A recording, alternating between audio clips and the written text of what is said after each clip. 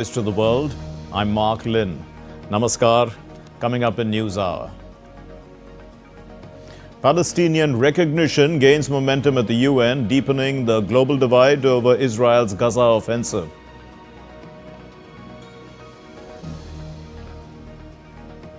Ukrainian President Zelensky meets the Kazakhstan President Tokayev at the UN. They discuss trade and Ukraine's recovery.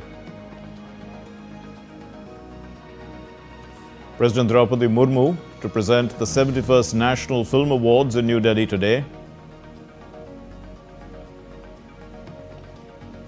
Assam pays a heartfelt tribute. Sonapur is adorned with art and flowers as Sububin Gar's last rites are performed.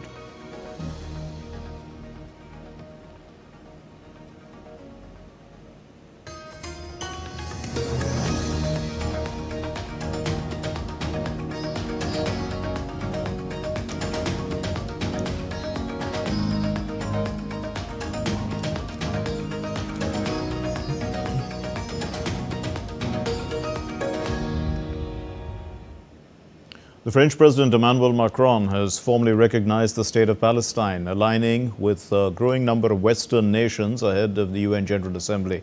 At a high-level summit co-hosted by France and Saudi Arabia in Paris, 6 countries, France, Andorra, Belgium, Luxembourg, Malta and Monaco, they announced their recognition of the Palestinian state.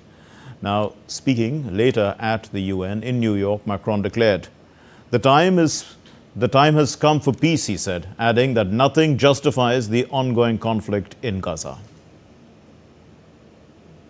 Pour la paix entre le peuple israélien. For peace between the Israeli people and the Palestinian people, I declared that France today recognizes the state of Palestine.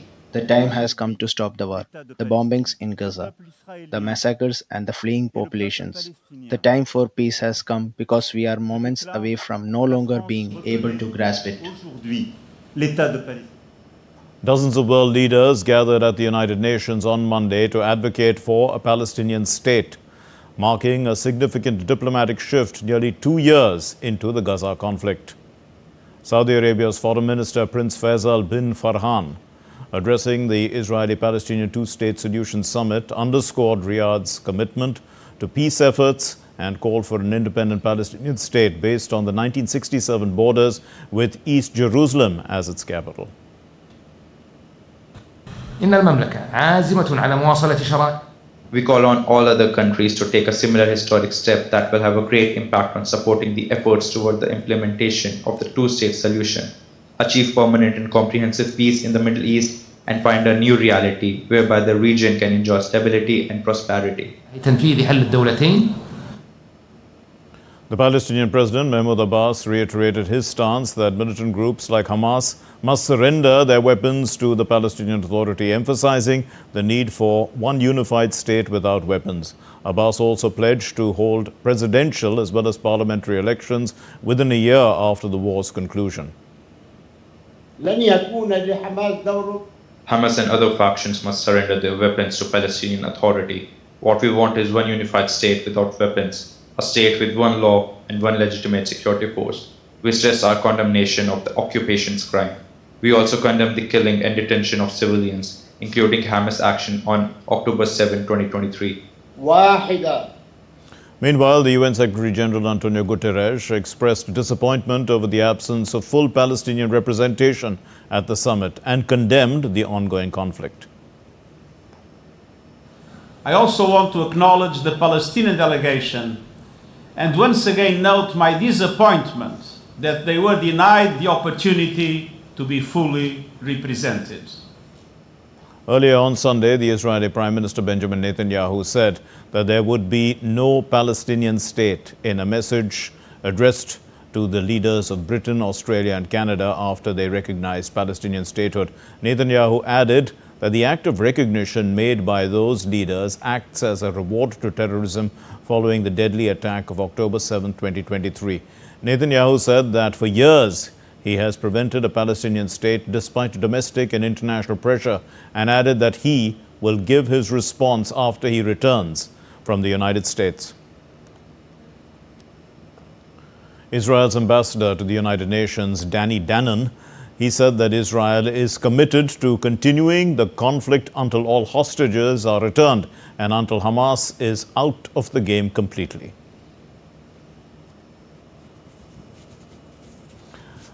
Dannon's remarks came just before France recognized a Palestinian state at a world summit. Now, Israel has said that such moves will undermine the prospects of a peaceful ending to the conflict in Gaza. The two-state solution was the bedrock of the US-backed peace process ushered in by the 1993 Oslo Accords. The United States and Israel boycotted Monday's meeting. Dannon said Israel would discuss what action is to be taken in response to the announcements of recognition after the Prime Minister Netanyahu returns to Israel next week.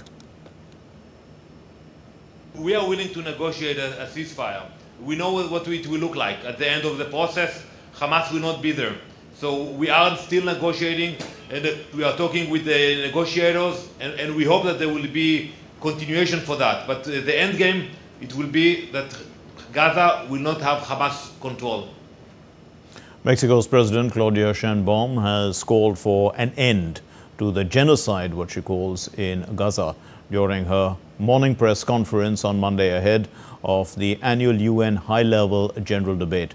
The president also recalled that her government had recognized the Palestinian ambassador to Mexico for the first time.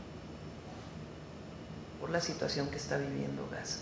We have supported all the complaints that were filed together with the government of Chile regarding the situation that Gaza is living, and we have joined the international community in calling to stop this genocide in Gaza. Y el Estado palestino. Canadian Prime Minister Mark Carney also addressed the Council on Foreign Relations in New York City on Monday. His comments, in fact, focused on Canada's foreign policy priorities, including support for a Palestinian state and the new global economy. The idea of waiting until all the conditions are in place for a free and viable Palestinian state committed to peace and security side by side with the state of Israel is what I've called a Zionist Palestinian state, which is what we want. Those conditions being in place, keeping the concept there on the shelf, when it is the avowed policy of the Israeli government that there will never be a Palestinian state. Meanwhile, the EU Foreign Policy Chief Kaja Kallas said that if Russian planes violate airspace, every country has the right to defend itself and act accordingly.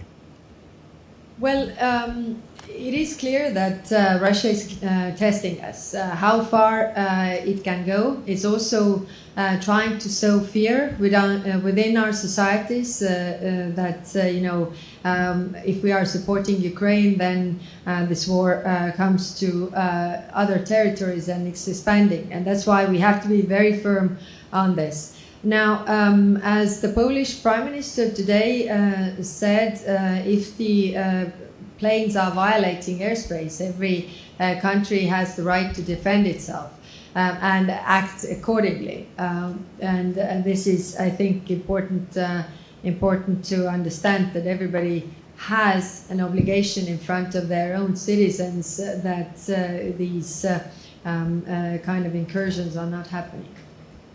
The Ukrainian President Volodymyr Zelensky said on Tuesday that he met with the President of Kazakhstan, Kassym-Jomart Tokayev. This happened at the United Nations. The Ukrainian leader said that they discussed in detail the efforts of Ukraine, the United States and Europe to bring the conflict to an end. The leaders also addressed trade and economic cooperation, as well as the interest of Kazakh companies in participating in Ukraine's recovery.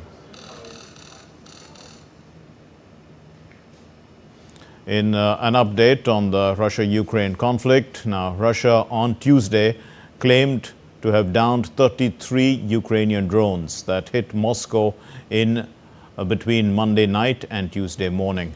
Now, dozens of drones targeted Russian-held Crimea and other parts of western Russia, but the drones were destroyed en route to the city over a period of what people say is about 12 hours. The strike delayed and cancelled flights at Russia's largest airport in Moscow and is expected to resume by Tuesday end, the flights, that is. Ukraine on Tuesday said that an overnight Russian strike killed a woman and injured 3 others in the Odessa region. The strike damaged a hotel, administrative buildings, and other civilian infrastructure.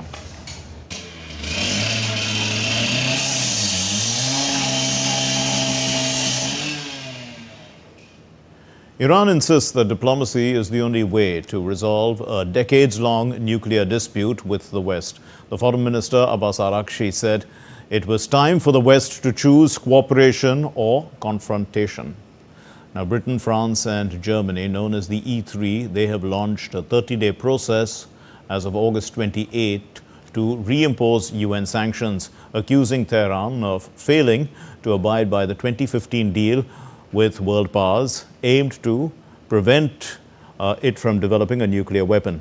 Now, if Iran and the E3 fail to reach this deal on the extension date of September 27, then all the UN sanctions will be reimposed on Iran, where the economy already struggles with crippling sanctions reimposed since 2018 after President Donald Trump had ditched the pact during the first term when he was in office. Araghchi said that Iran would not respond to the language of pressure and threat. He hoped that a diplomatic solution would be found.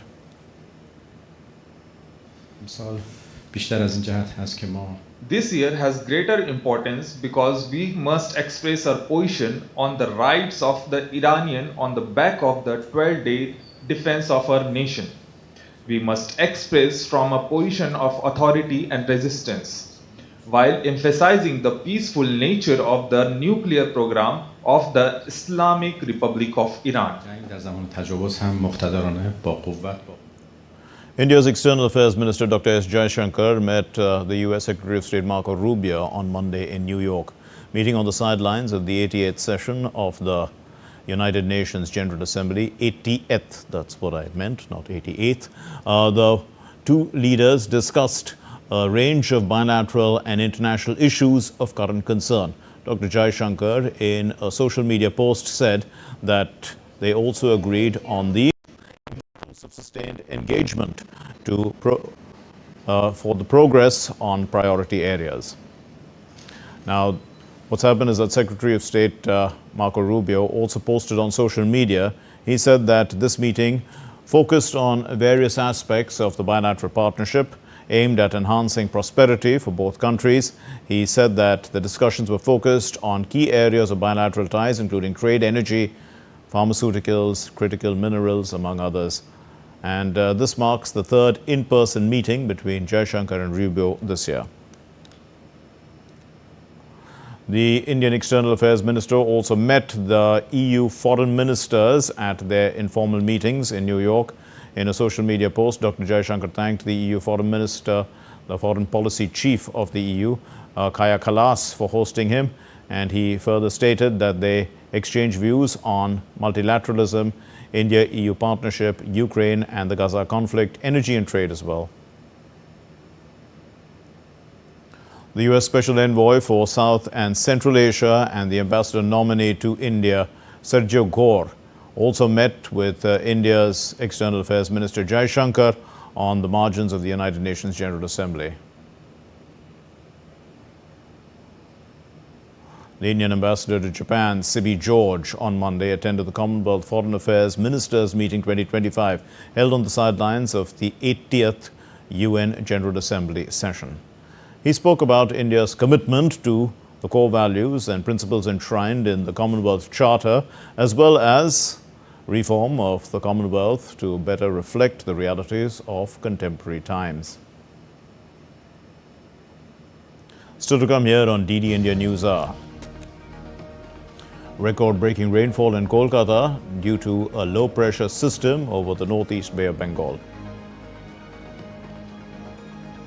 Indonesia, EU sign long-awaited trade deal.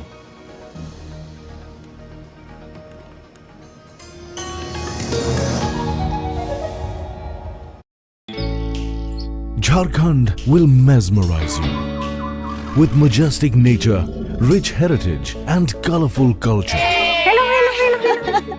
Johar. It fits perfectly. Thank you. Full workout ho gaya. Ready?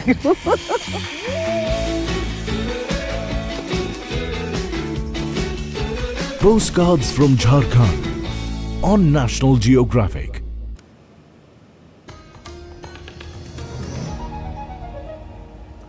You're watching DDND NewsHour. I'm Mark Lynn. The US President Donald Trump has signed an executive order on Monday calling the Antifa movement a domestic terrorist organization.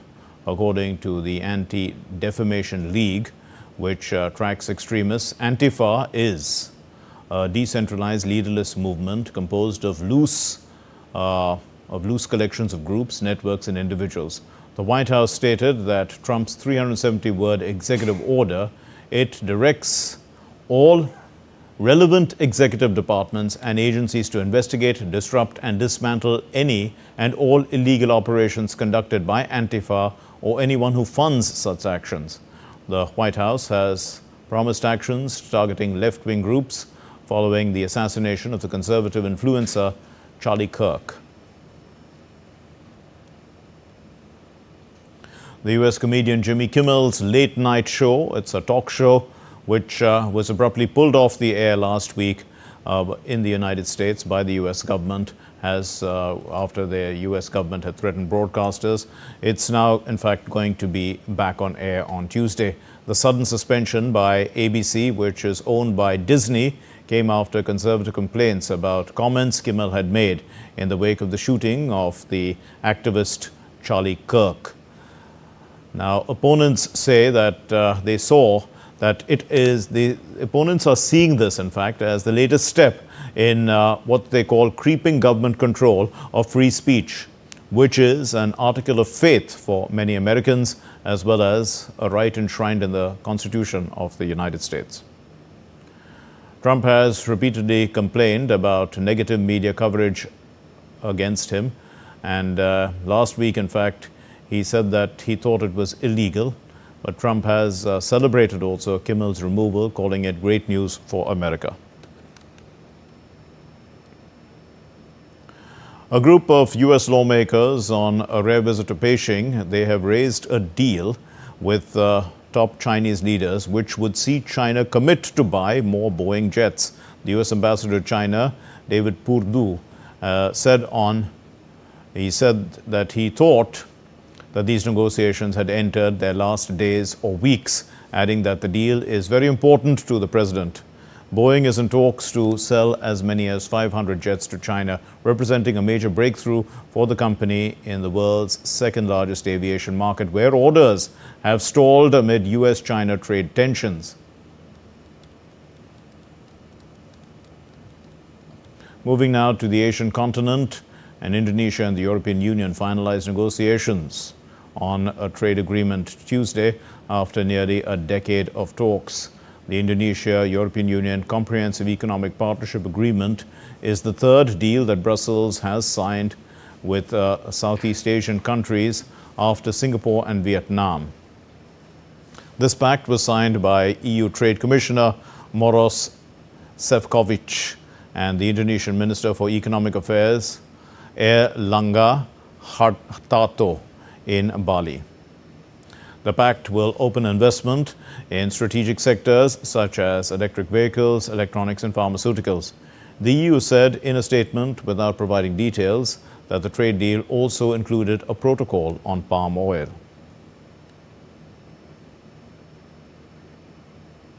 Global weather updates now. And we'll get you news from China. The Chinese government on Tuesday ordered a shutdown of schools and businesses in at least 10 cities ahead of super typhoon Ragasa, which is slamming into the country's south. The Chinese tech hub Shenzhen has ordered the evacuation of 400,000 people, with the city's emergency management authorities warning of severe wind, rain waves, and floods. In Hong Kong, schools and other businesses have been shut, and flights to and fro Hong Kong have also been cancelled on Tuesday. As the typhoon has already caused disruptions in the northern Philippines, residents have been evacuated as the country's disaster response agency went on full alert. Some families were also evacuated in Ilocos Norte province after heavy rains triggered flooding in that area.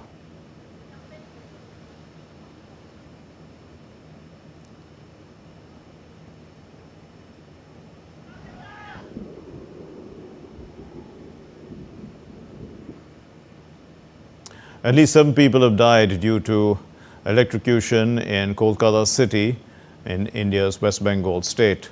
A cloudburst on Monday night in Kolkata with 248 millimeters of rain has caused waterlogging and drowning the entire city in water. Now, what's happened is that the flooding has stopped railway service in Howrah division and also the Sialdah division. Schools and colleges have been closed. They've announced closure on Tuesday because of waterlogging in the region. So let's get an update from Prasenjit Bakshi, who's joining us from Kolkata. Well, Prasenjit, the city seems to be, drowning in water. What's the latest from the IMD as far as, the weather is concerned?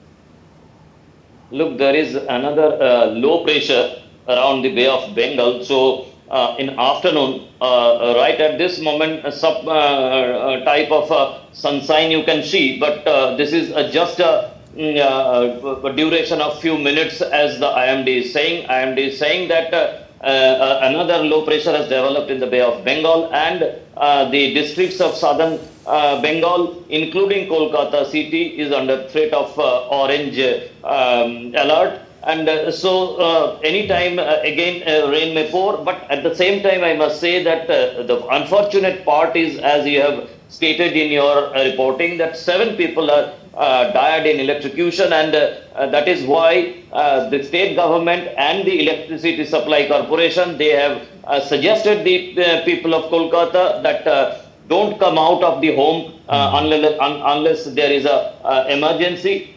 Secondly, the state government has given an order to to all the schools to close down the school for coming Puja vacation from tomorrow itself. And waterlogging situation is still remaining in Kolkata in and around. So regarding that waterlogging, Prasenjit, what measures are being taken to get the water out? How long will it take? Because after all, stagnant water can also lead to some health hazards.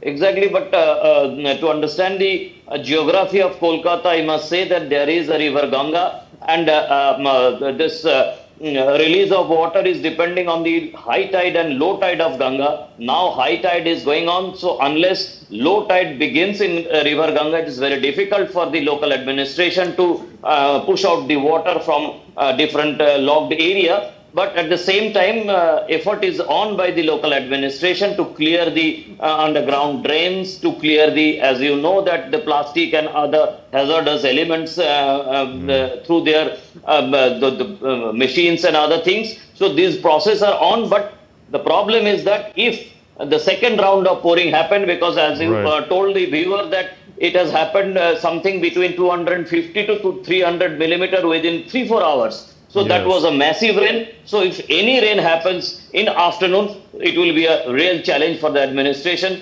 to bring back the normalcy. Okay. Also, Prasenjit, what kind of relief measures will be put in place? After all, there would be, some assessment to damage of property and things like that. People living in the low-lying areas, they might have suffered some damage.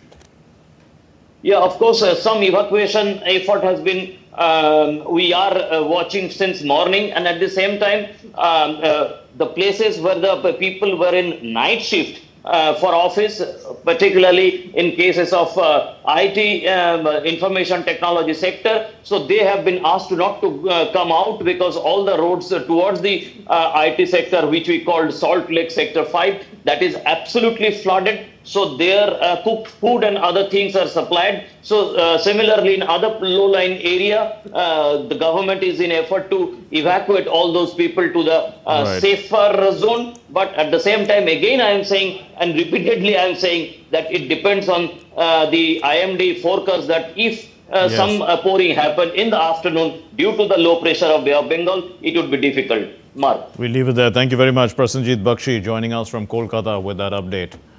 Now let's take a look at other stories making news from around the world. Over 600 intricately carved watermelon lanterns lit up Zhenjiang province of China during the annual Watermelon Lantern Festival.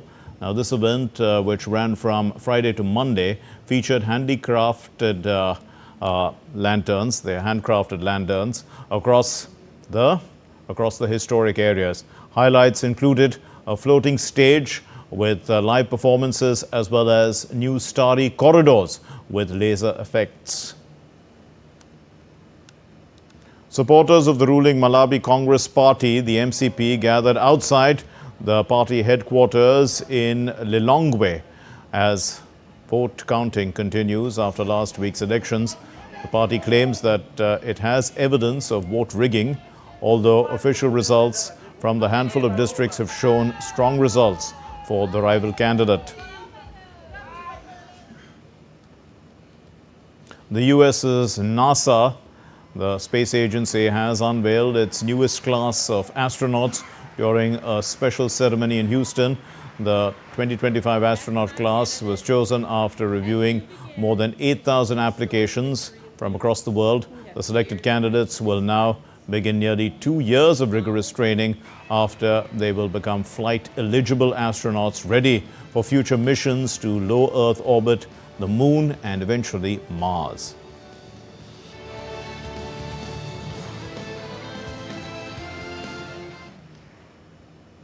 King Charles visited the Base Systems shipyard in Barrow in Furness on Monday for a commissioning ceremony for HMS Agamemnon, which is an Astute-class nuclear-powered submarine. The nuclear-powered submarine is set to begin sea trials before entering active service.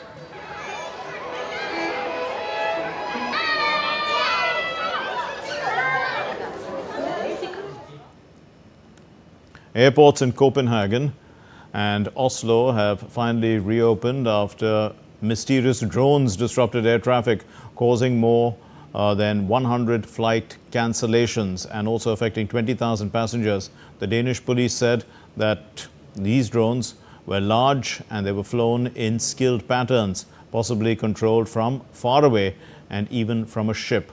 However, the drones were not shot down, the authorities said, for security reasons. Still to come here on DD India NewsHour. World Ayurveda Day sees participation of more than 150 countries. And updates from the 30th Busan International Film Festival.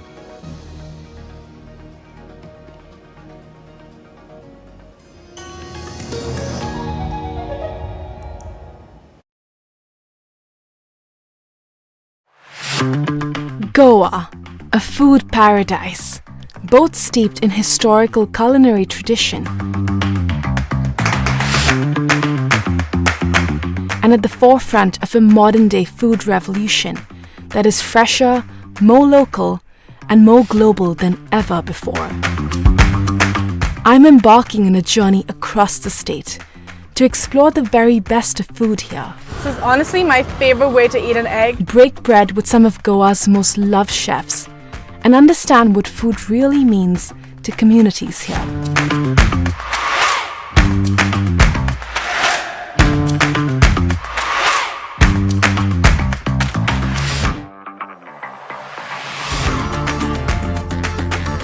Watch Postcards from Goa on National Geographic.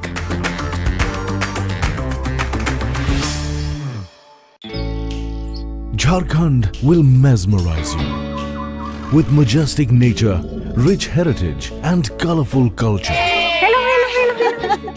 Johar. Johar. It fits perfectly. Thank you. Full workout ho gaya. Ready?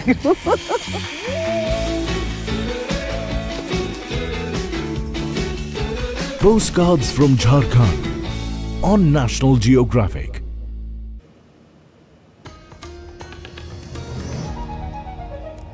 You're watching DD India NewsHour. I'm Mark Lynn. Palestinian recognition gains momentum at the United Nations, deepening the global divide over Israel's Gaza offensive.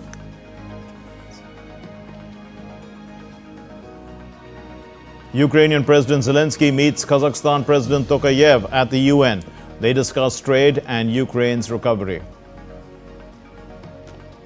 President Droupadi Murmu to present the 71st National Film Awards in New Delhi today.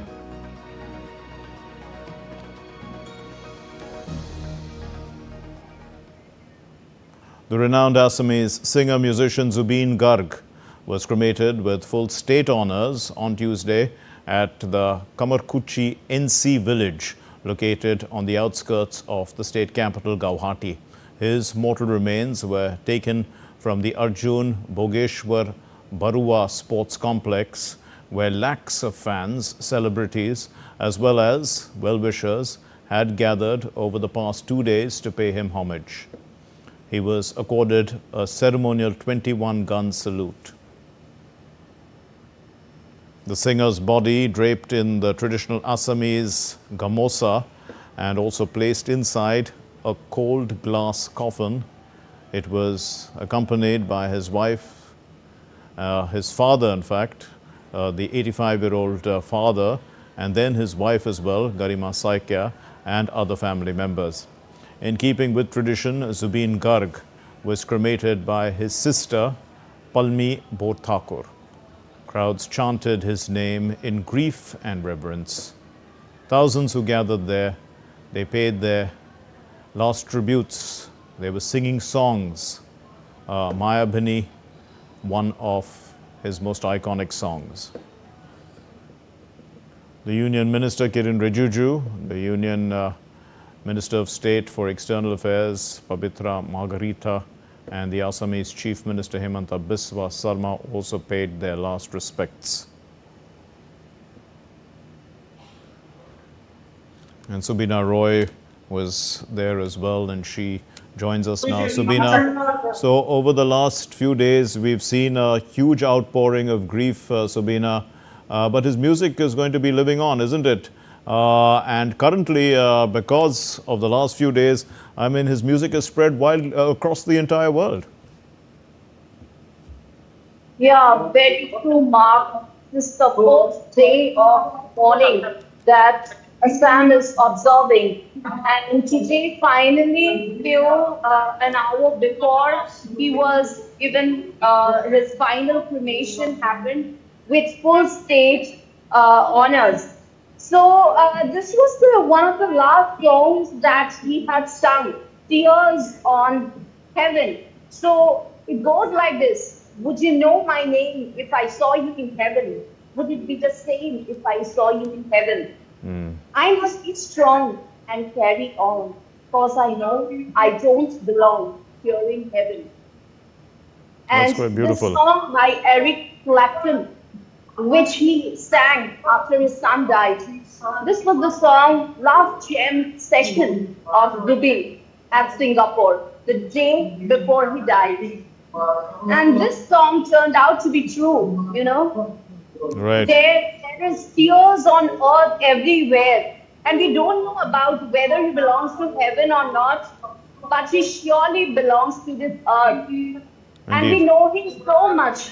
And each and every one of us loves Govinda so much, not just because he gave us the most beautiful rhythms to us, but because he was the epitome of humanism. Because he had said, "Mur jati nai, mur dharam nai, mur bhagavan nai, moi mukta, moi kanchanjanga," which means I have no caste, I have no religion, I have no God. I am free. I am Kanchanjanga. He had removed all the shackles of caste, creed, religion. He only knew one religion. And he performed this dharma of his, of practicing humanism till his end. There are numerous instances of him, Mark, that, you know, he has extended his hand to each and everyone who came on his way for help. Be it an orphan child, be it a young artist who wanted to get recognition in the film industry, or be it grooming a footballer who wanted to get the best of coaching. So he has his contribution is across genres, different genres. Yes. And that is why you can see people from different generations, different religion, irrespective of any caste, creed, are coming here to just show their respect and love for this Absolutely. great man. Indeed, yes, Subina, and we can see that, you know, when a musician of this caliber passes on, one remembers through the music and, of course, the lyrics, as you were bringing out. But, you know, the music is likely to influence the next generation, the new generation of Assamese artists. And would you see a traditional, music sort of growing? After all, he didn't quite sing in the traditional way of music, right? He was more of a modern musician in that context. And his music also could resonate with Western audiences in that sense. So how would you look at music for the new generation of Assamese artists? Very good question, Mark. You know, for people, anybody in the 90s who wanted to be a musician in the, during their childhood in the 90s and 2000s, they have seen Zubin. Zubin was the cultural icon, you know, for these people. Even if you ask any musician today of this generation from Assam, he or she would say, we have grown up listening to songs of Zubin, and he is an inspiration of us. It is he who has inspired us. There are numerous singers of today, you know, who have just got fame and name, you know, right? Just because of him. There are numerous youngsters who get inspiration for him, like Antara, then Richa Bhardwaj, Nilotpur Borwa. There are numerous, you know, new generation singers who have derived inspiration for him. And you know, Mark, why was Zubin famous? You know, Zubin could sing songs in more than 40 dialects, and he could sing cultural English songs, you know, indie pop songs.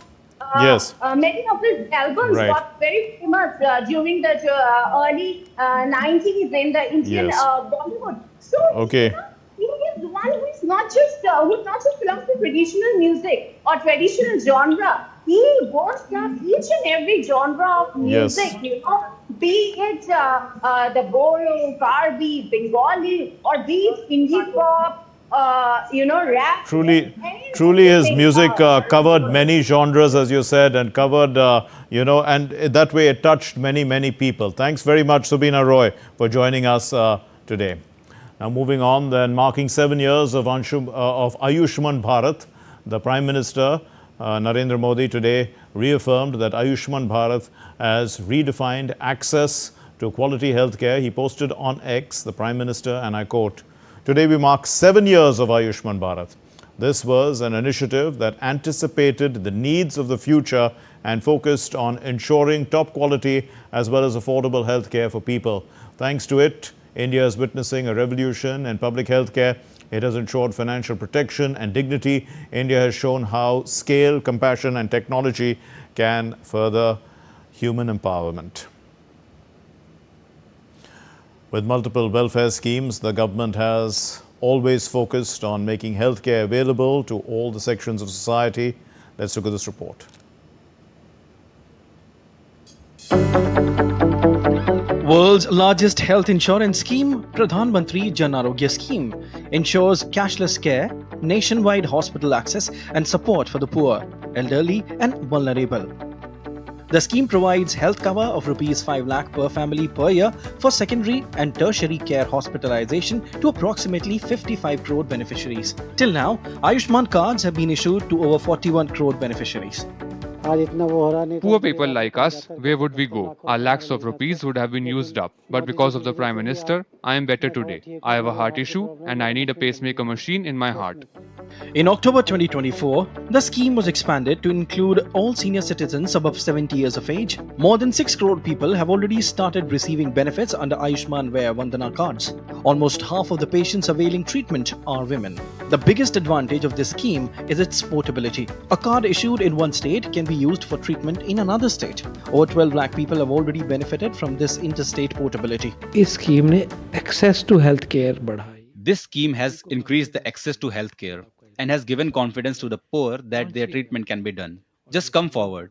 And it became possible without causing a heavy dent to the pockets of the poor. So this is a welfare scheme for the poor. तो ये बिल्कुल गरीब कल्याण की scheme है. By reducing out-of-pocket expenditure and ensuring timely treatment, the Ayushman Bharat scheme has truly transformed healthcare access for the poor. It stands as a revolutionary step towards a healthy and empowered India. Nitendra Singh's report for DD India. The Railway Minister Ashwini Vaishnav and the Minister of State for Railways Ravneet Singh Bittu on Tuesday announced the Rajpura-Mohali new railway line and the proposal of new Vande Bharat Express from Firozpur, Kant, Bathinda, Patiala, Delhi. Briefing the media, the Railways Minister said that the Indian Railways plans to operate more than 12,000 special trains across the country during the festive season for Diwali as well as Chhath Puja. हर साल करीब 4000 kilometre नए track बन रहे हैं और locomotive भी बहुत अच्छा प्रोडक्शन है 1600 जो कि पूरे अमेरिका और यूरोप से ज़्यादा प्रोडक्शन है तो उसके कारण और कोच का प्रोडक्शन भी बहुत अच्छा है करीब 7000 कोच का प्रोडक्शन चल रहा है तो अब अपनी कैपेसिटी भी देश की बढ़ गई है इसलिए इस साल 12000 स्पेशल ट्रेन का टारगेट लिया. India's Minister of New and Renewable Energy Prahalad Joshi released the Solar PV Potential Assessment of India in New Delhi on Tuesday. Speaking at the event, the minister said that a new study reveals that India's total feasible ground-mounted solar PV panels, solar panels potential, it stands at 3,343 gigawatts. He also said that with the floating solar potential, the total solar potential now stands close to 4,000 gigawatts. The minister said that by 2047, India targets to install 1,800 gigawatts of solar. So even if we harness half the total potential, we will easily achieve the target. This is most well-studied document and that has established the total 3,343 gigawatt of the potential across the country. This is the highest ever and this is the first ever exercise. It is a wonderful result. The report identified the total feasible ground-mounted solar. It is only ground-mounted solar and potential is 3,343 gigawatt across the India. India's Ministry of Ayush, in collaboration with the All India Institute of Ayurveda, Goa, is hosting the 10th National Ayurveda Day on Tuesday. The event was inaugurated by Pratap Rao Jadhav, the Minister of State for the Ministry of Ayush, under the theme of Ayurveda for People, Ayurveda for Planet. To mark the occasion, the National Dhanvantri Ayurveda Awards 2025 were also presented to distinguished individuals in the field of Ayurveda. A tripartite MOU on integrative oncology research and care among AIIA, Ministry of Ayush and Tata Hospital was also signed on the occasion. An integrative oncology unit for cancer treatment and several initiatives including the APTA app and the Dravya web portal were also launched. The Union Minister for Food Processing, Chirag Paswan, inaugurated the curtain raiser event for the World Food India in New Delhi on Tuesday. Addressing the media, the minister said that GST reforms 2.0 are a gift to the country as they come when festivals are around the corner. The minister also shared details about the 4th edition of the World Food India event to be scheduled from the 25th of September at the Bharat Mandapam. इस sector के अलग अलग verticals के साथ जब मेरी मुलाकात हुई तो सबसे पहला कंसर्न शिकायत कंप्लेन जो भी हो उनका यही रहा था कि भाई जीएसटी में हम लोग को थोड़ी राहत चाहिए। ऐसे में मेरे मंत्रालय के लिए ये और ज़्यादा खुशी की बात है कि अधिकांश चीज़ें जो मेरे मंत्रालय के अंतर्गत आती हैं वो सब या तो 5% या 0% के दायरे में आई हैं। ऐसे में मैं मानता हूं कि देश की एक बड़ी आबादी को ऐसे समय में जब देश त्योहारों के मूड में है, ये एक बड़ी खुशखबरी है, ये एक देश के लिए बड़ी राहत है और अपने में ये एक बड़ा रिफॉर्म है। The Minister of State for Information Broadcasting, Dr. L. Murugan, today visited the Asian Contents and Film Markets, Asia's largest marketplace for cinema and creative content at Bexco in Busan. Visiting the Bharat Pavilion, Dr. Murugan also explored various stalls where India is showcasing its cinematic strength, promoting the Waves Bazaar initiative, as well as inviting global partners for co-production. India's strong presence highlights a major policy push to position the country as a hub for filmmaking, co-production, as well as global creative economy. And President Droupadi Murmu is due to present the awards to the winners of the 71st National Film Awards. That's happening today in New Delhi. The legendary actor, director and producer Mohan Lal is to be conferred with the prestigious Dada Saheb Phalke Award for the year 2023. The Best Feature Film Award will also be given to the Hindi movie 12th Fail, while the Best Hindi Film Award will be presented to the Hindi movie Kathal, which a jackfruit mystery, I beg your pardon. Experts, they say that Operation Sindoor against Pakistan has shown the world how to put the enemy to shame.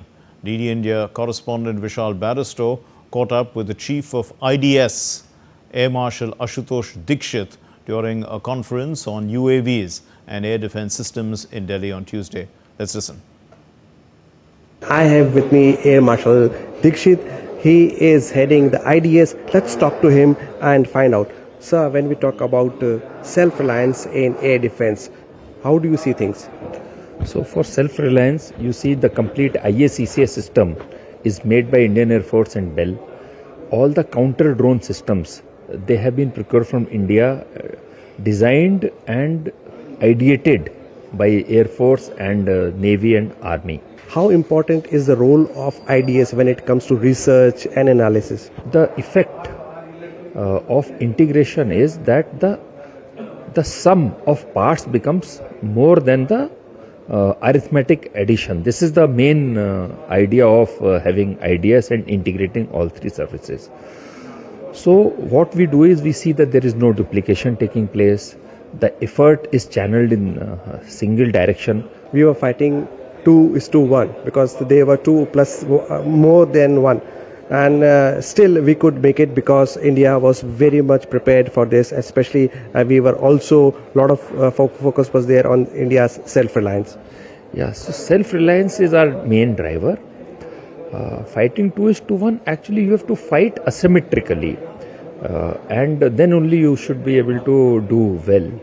Our main thing is that economically and asymmetrically using self-reliance we should be able to move ahead and get better and better capabilities for national security. Because India was already prepared, because there was a lot of focus on self-reliance, the success, the Operation Sindoor was a big success. With cameraman Jagdev in Delhi, this is Vishal Barristow for DD India. The Employees Provident Fund Organization has released provisional payroll data for July 2025, revealing a net addition of 21.04 lakh members. The year-on-year analysis reveals a growth of 5.55% in net payroll additions compared to July 2024, signifying increased employment opportunities and heightened awareness of employee benefits. It also highlights that the organization enrolled around 9.79 lakh new subscribers in July this year. Another noticeable aspect of the data is that it added 5.98 lakh new subscribers in the age group of 18 to 25 and around 2.8 lakh new female subscribers in July 2025. With gold prices touching a new high in Nepal, the price of gold has reached the highest so far in its domestic market. On Tuesday, the yellow metal is being traded at Nepali rupees 1,86,730. That's for 24 karat gold. The Federation of Nepal Gold and Silver Dealers Association said that the gold price increased by 3,900 rupees per 11.66 grams on Tuesday as compared to Monday.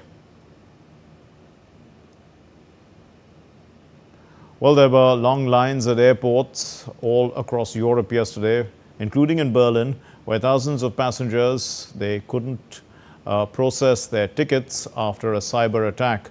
Lars Holter is with Deutsche Welle. He joins us from Berlin. Lars, what's the situation like at the airports?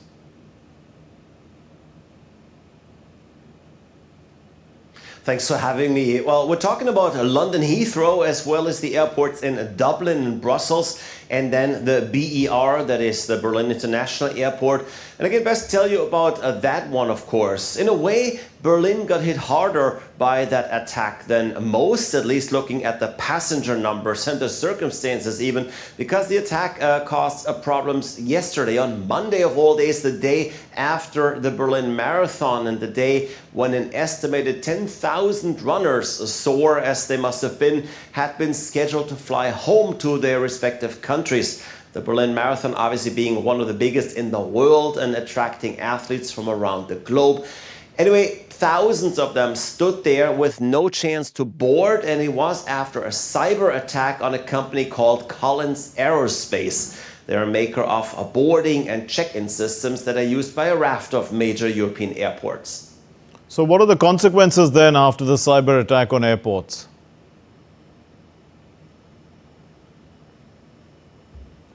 Well, for now, airlines and airports around the globe are checking their systems and trying to set up stronger protection against such attacks. We're hearing that not only from European countries, but actually from everywhere. Even politicians in Australia called for an intensive systems check in direct response to this seemingly European event. After all, flying is so interconnected that an attack against one airport, in this case even a few airports, can have great repercussions in other countries, even far away. We should also keep in mind what all can happen caused by a cyber attack. What we see now was technically not even a bad one. The company that got attacked, Collins Aerospace, which by the way is a US firm, their systems help passengers check in, print boarding passes and bag tags, and dispatch their luggage.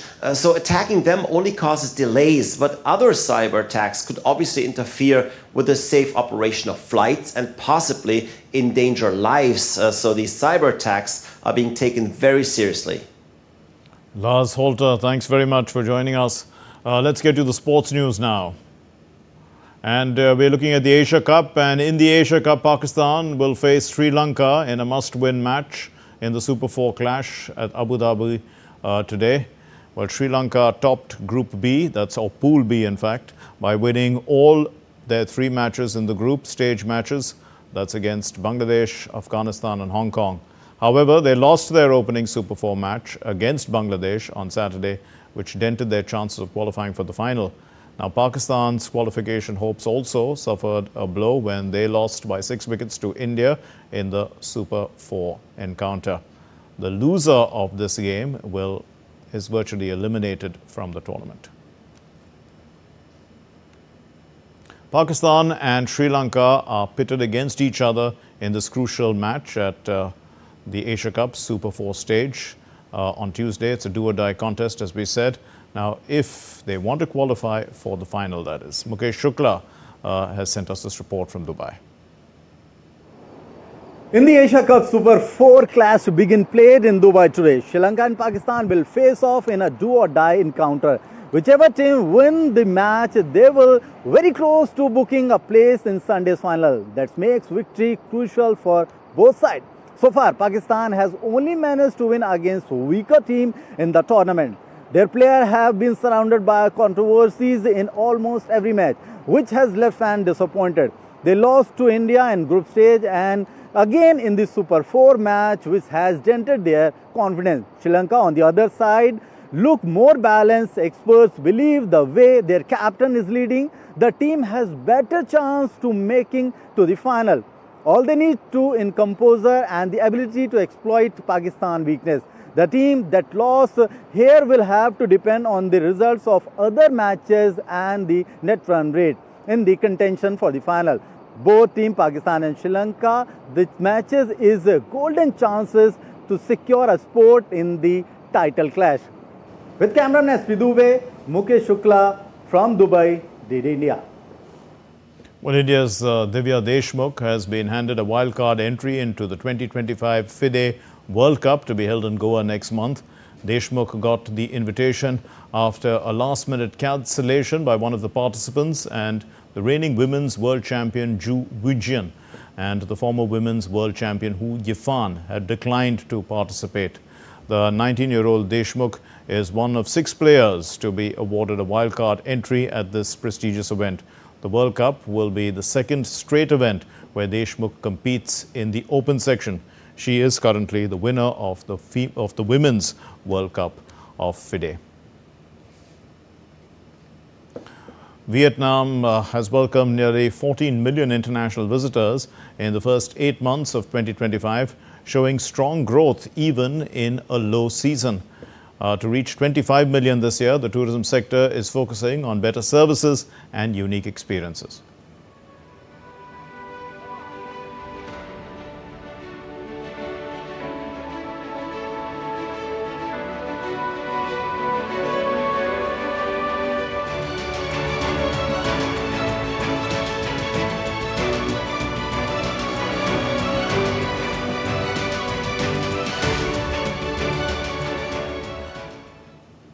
Well, that's all we have in this edition of DD India News Hour. Share your thoughts with us on the news of the day. But you can also get the latest news and updates from India and across the world on the DD India mobile app, available on Android and iOS.